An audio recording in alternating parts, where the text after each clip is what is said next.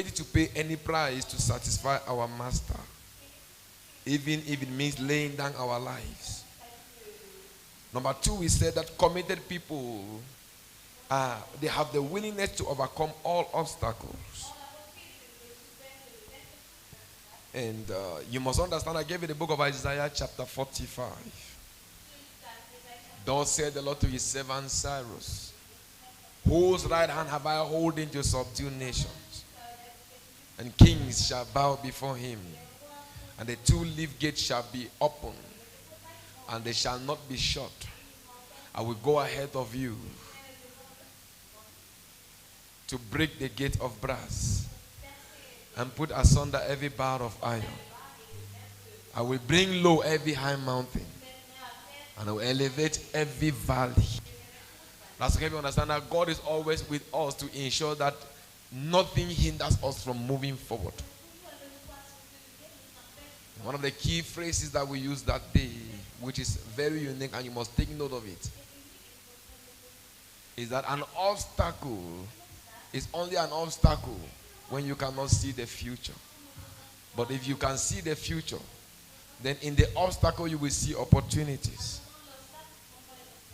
And the obstacle becomes a barrier between you and your enemy, not you and your destiny. And in that we quoted the incident when God was able to part the Red Sea for Moses and the Israelites to pass. And then the same Red Sea swallowed Pharaoh and his men. The third thing we said that one of the characteristics of committed people is that they have the ability to stay focused on the assignment or on the commitment. And we said whoever is not committed, you can identify that by the level of focus or distraction. Once you are not focused, you cannot be committed. But you see people who are very focused. You can see people who are very committed.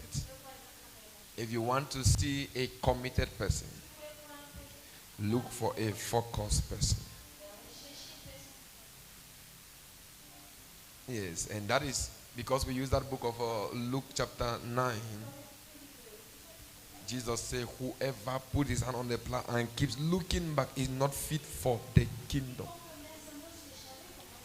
So God, who is recruiting people and recruiting workers, is also disqualifying some workers. Is also disqualifying some workers. It means that it's very, very possible for me to be very willing to work for God.